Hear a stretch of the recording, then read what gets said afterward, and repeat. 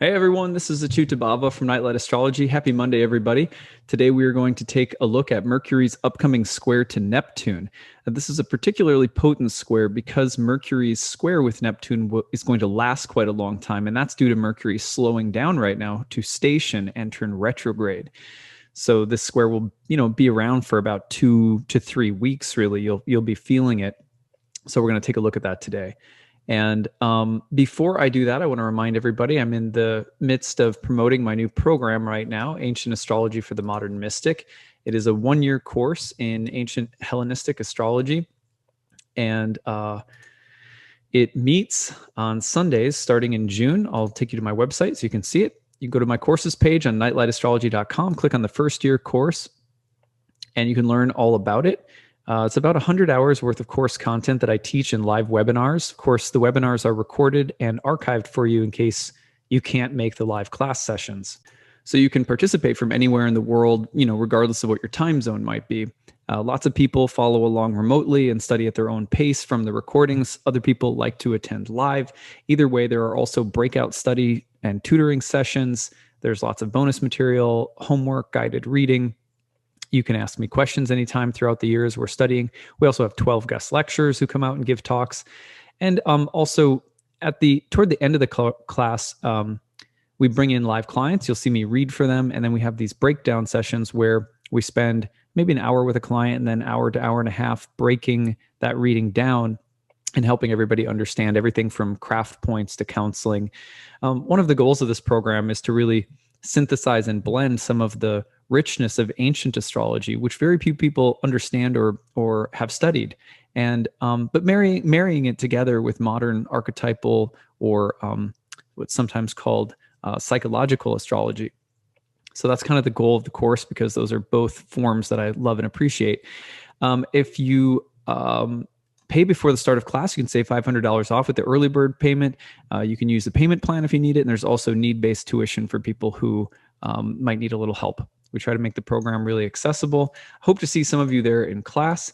And again, any questions, feel free to email me, info@nightlightastrology.com. All right, so let's take a look at this Mercury-Neptune square that's building. First of all, today you can see that the square is starting to be activated. Once Mercury gets to within about 3 degrees, you're going to start to really feel it. Here's Mercury at 18, 50 and change. So today we'll move into that 19th degree, start getting into that 3-degree range with Neptune at 22 Pisces. Now let's watch how this evolves over the upcoming days. Mercury's starting to slow down now, so it's not moving at quite the same pace that we're used to seeing Mercury moving at. You can see Mercury gets to the 22nd degree by Friday, and then very slowly on Saturday gets closer to that exact square and makes it by Sunday. So we're talking about this upcoming weekend. It might seem like it's a ways away, but the reason that it's important to start with this right now is because this is a developing story, as they say on the news, a developing story with Mercury and Neptune. So Mercury will square Neptune over the weekend, but then watch what happens when we get to the very end of the month. Mercury sits down at about 24 degrees. You can see this because, at least on my solar fire program here, there's a little S under Mercury. That means Mercury is stationing. Then Mercury gets red. Then it's turning retrograde, and this is by the very end of the month. As Mercury is turning retrograde, it's going to move back through the square with Neptune and hasn't left within 1 degree of the square with Neptune. So this is by next week. So we go on to watch how long it takes before. Now it's squaring it again by June 3rd. And it goes through that 23rd degree all the way until about June 5th and June 6th. So you're talking about between now and June 6th, it's really close to Neptune. And it'll stay within that 3-degree range all the way until about June 10th. Now, of course, when it eventually turns direct, it will go back through that square once more. So let's just give you a sense for when that's going to happen. That happens a little bit later. So you'll see Mercury coming back through the square with Neptune by about July 6th. Here we go. There's Mercury and Neptune. That's about July 6th. So this dynamic in total doesn't really clear until, between right now, the middle of May, and the early part of July. So it's a long-term transit. We need to have a good understanding of it. We'll probably revisit it several more times, but today we're just going to kind of break down some of the major things to watch for with this transit, which, as I said, again, we'll be perfecting for the first time this weekend. Okay. So one of the things that I like to do from time to time is I like to just dig up charts. There's a couple of good resources online where you can basically just dig up charts and find famous people, whether they're entertainers or historical figures, who were born with a particular aspect. And I find that in doing that, you'll often be able to very quickly identify some of the main archetypal characteristics of the planetary combination, and they can help to sort of exemplify what the transit's going to be about. So that's what we're going to do next. So, of course, not personally knowing any of these people, I have to say first that, it's low-hanging fruit, right? We're just going to take a look at this list of people and how certain aspects of these individuals that are well known in the public eye match with the archetypal characteristics of the planet. But this is not to pigeonhole these individuals. It's actually to just kind of pull something out and amplify it. And obviously, there's a lot of different sides to Mercury, Neptune, and not everyone will carry every expression of a planetary combination. An individual's life or psychology or personality may be an expression of some of the qualities of a planetary combination, but not all of them. So first of all, Mercury, obviously, god of mind, speech, communication, translation, a god that has a lot to do with markets and highways and places where information, money, ideas are being exchanged, even court games like basketball where things are going back and forth all the time. So I think that's really interesting. Now, if we take a look at this list, you're going to see that a lot of the people in the list are like singers, songwriters. Some of that has to do with just the database and how the database online is set up. It seems to, gather a lot of like Hollywood or music industry celebrities into the search engine. But there are some examples of Mercury, Neptune that aren't just about singer-songwriters. But that is one of the greatest expressions of Mercury, Neptune is going to be. Here you have Neptune, on the other hand. I should have stopped and mentioned Neptune. Neptune, on the other hand, which represents things that are sublime and vast and transcendental and sort of mystical, elusive, subtle, intangible, ineffable, but also imaginative, sometimes conducive to drugs, addiction, escapism, deception, and like a veil or almost like a falseness that has to be seen through, disillusionment, ridding ourselves of fantasies that aren't healthy. Those are all things that can kind of come up with Neptune. I like to say that with Neptune, there's generally two ways that Neptune will go. One is it will create within us the yearning for something more than the mundane, and that can be a very good thing. On the other hand, it can create within us an almost intolerance for the mundane, or an intolerance for difference. It wants everything to be sort of seamlessly blended, mixed. It likes unity, but sometimes just really can't stand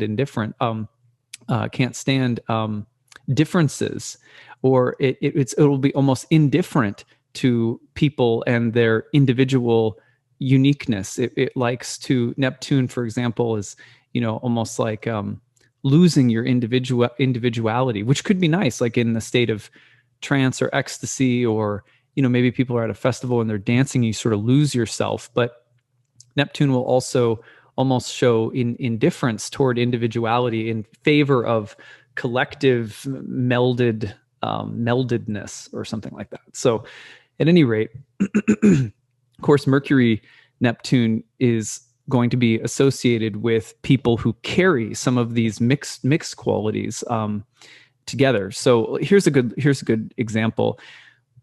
Elliott Smith. When I was a kid, I loved Elliott Smith music. I was a big fan. I think I've actually first heard him through the movie Good Will Hunting, and then I got really into him. He did some of the music for Good Will Hunting, I believe.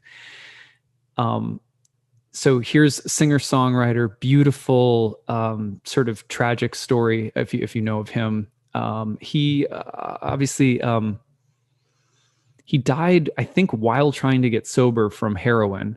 But he had a heroin addiction that was pretty serious, and he was also an kind of incredible poet, singer, songwriter type with a very memorable and distinct sort of misty voice. So Elliott Smith plays that role of the kind of tragic singer-songwriter addict. You got a bunch of those. You've got Miles Davis, for example, otherworldly, mystical, psychedelic jazz, kind of bewitching quality to him. But of course, if you go on to his Wikipedia page, heroin habit, supported it by playing music and by living the life of a hustler, exploiting prostitutes, receiving money from friends. So he had, and if you ever watched the documentary that came out about him a little while ago, it was really interesting. But so he had this classic Mercury Neptune ability to like come up with all sorts of side hustles, and some of it's based on illusion or deception or secrecy.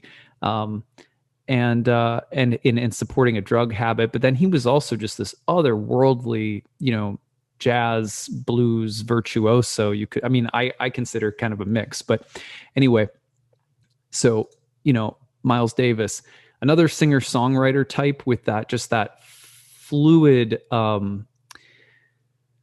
that kind of fluid, mercurial, trickster, singer-songwriter, bard, Bob Dylan.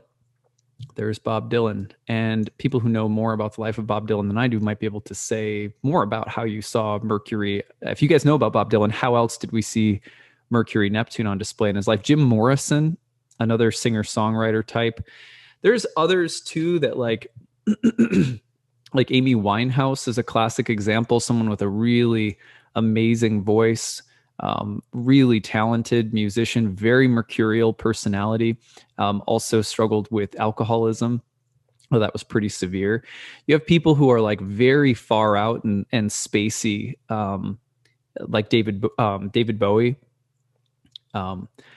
David Bowie, obviously like a space oddity and just that kind of sci-fi, otherworldly glam rocker. I love his music, obviously, but he really exemplifies Mercury Neptune. He's very, like, if you think of the movie The Labyrinth that he was in, I don't know if you guys remember that movie, but it was one of my favorites when I was a kid.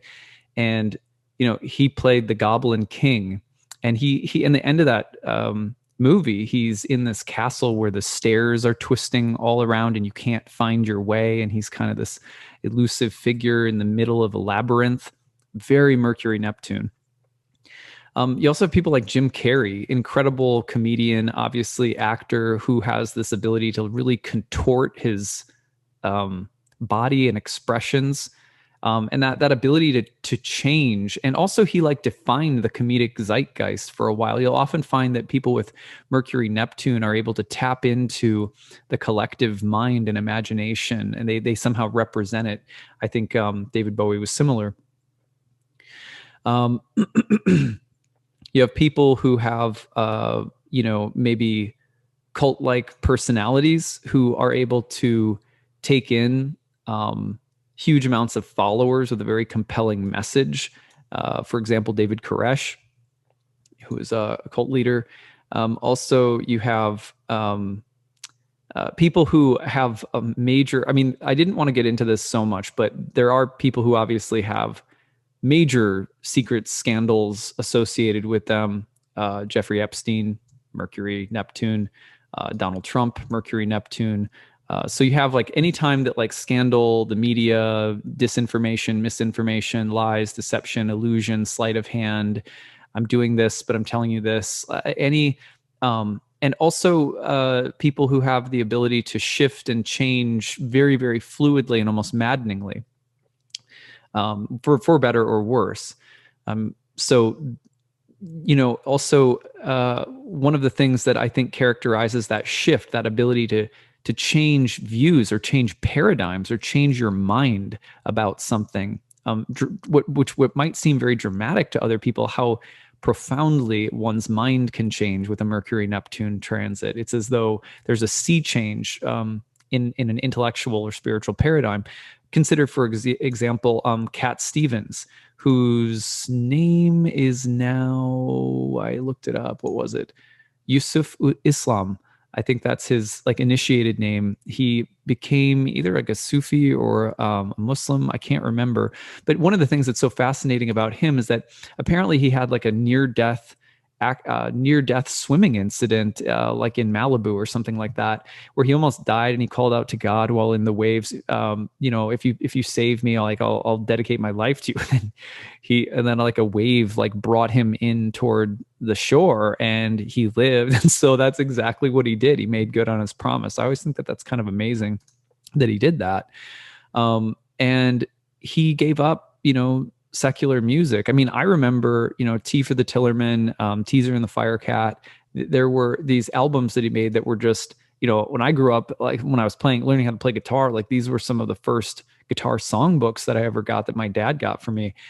I remember hearing this story that he like almost got swallowed by a wave and then gave his life to God and to make music for God too. It was one of the revelations that he had. So this idea of almost Mercury Neptune as like baptism, rebirth, the skeptical mind or the questioning mind or the petitioning mind being overwhelmed by some act of mercy or grace or something miraculous kind of descending into the ordinary world.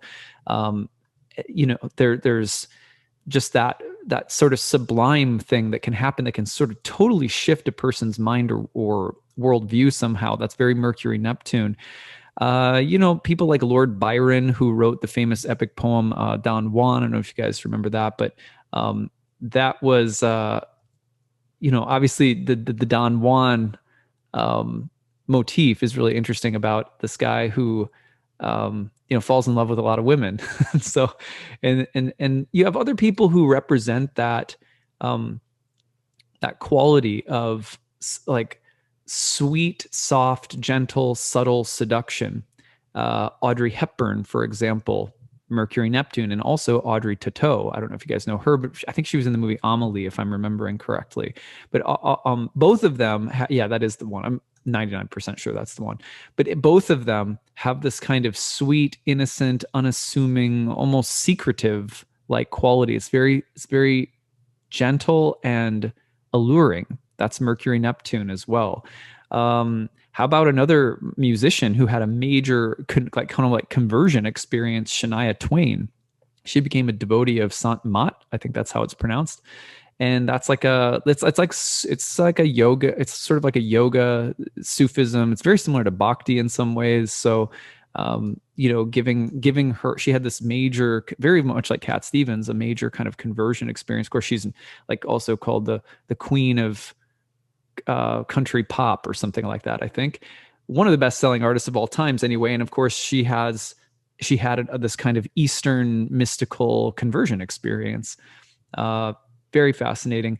You also have people who deal with the feeling of being in writing or in art, will deal with the topic, very Mercury Neptune topic, which is the need for the sublime. The sublime could be, driving in the mountains to see some vast, quiet, empty wilderness landscape, and to somehow be taken up to that 20,000 foot view. And the mind, it's as though the mind needs to be kind of consumed and taken over by something really vast.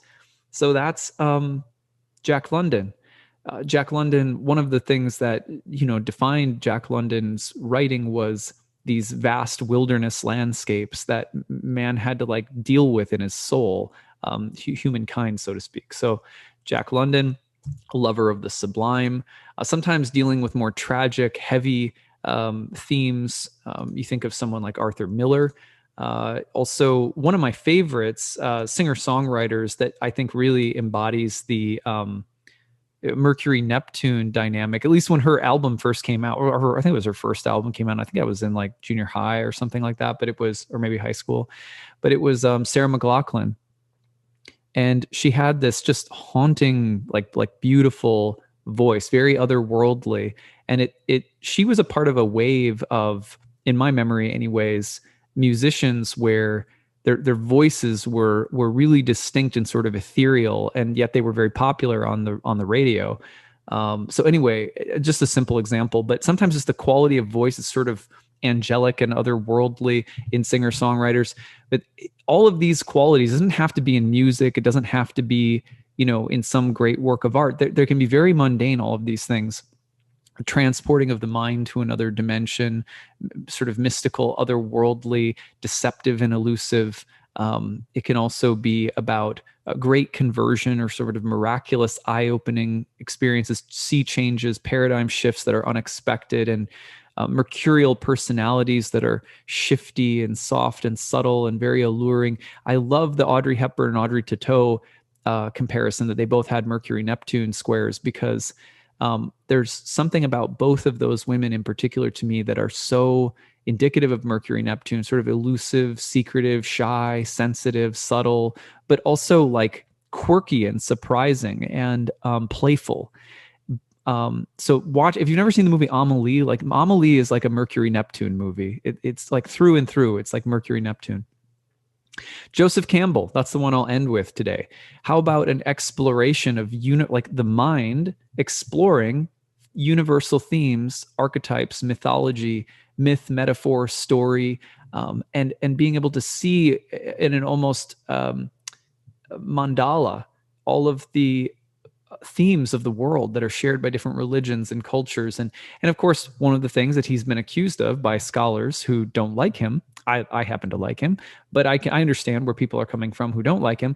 They will tend to criticize him for being someone who wants to eliminate cultural, religious, historical diversities into universals. They'll say, oh, you're trying to essentialize too much. There's that Mercury-Neptune tendency sometimes to want to essentialize everything, see the commonality, but almost be indifferent to particular differences. So these are all things, of course, to pay attention to.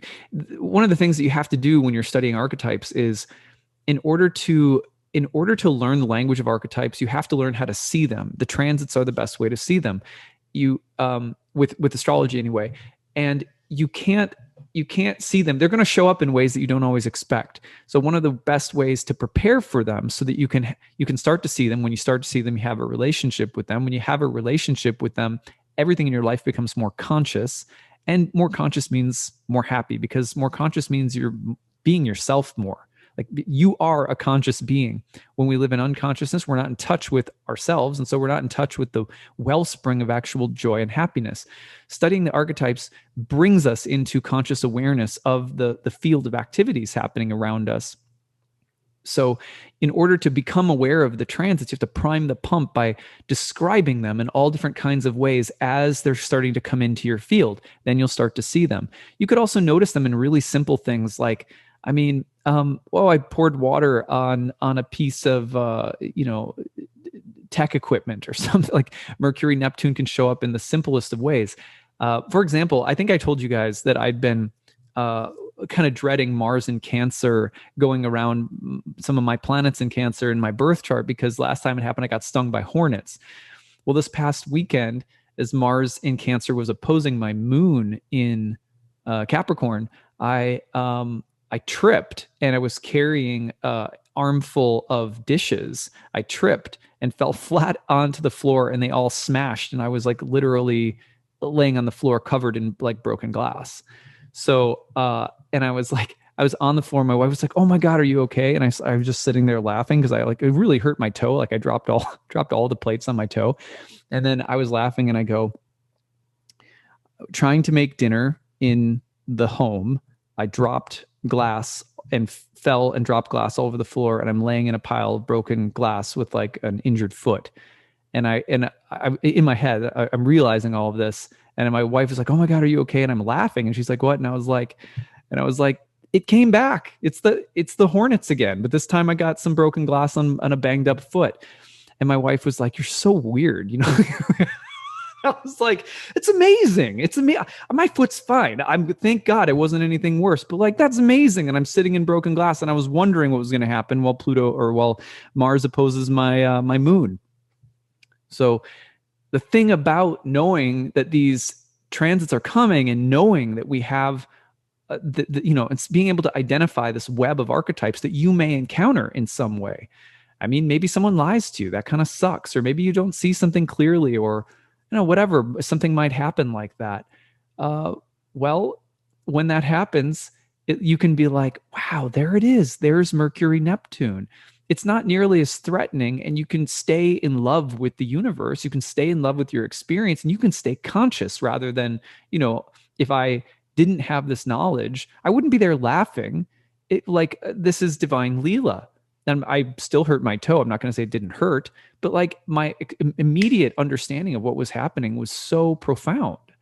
So I don't know like a better tool for life than being able to identify the moving mandala of archetypes. And hopefully today kind of primed the Mercury Neptune pump and gets your imagination flowing with what these archetypes might bring. Now all the way, remember, to the early part of July, Mercury and Neptune will be interacting really intensely between now and early part of June in particular. Backs off a bit, then it comes back again toward the beginning of July. So yeah, I'd be really curious to hear your stories. Please leave them in the comments section below. Remember, my new class, Ancient Astrology for the Modern Mystic, is starting up pretty soon in June. I'd love to see you there. Come study archetypes for a year, change your life, get a cosmic GPS programmed in your head, and you can learn how to see the world through the lens of astrology at a much deeper level. It's an amazing tool to have, whether you plan on practicing it for others or just using it for yourself.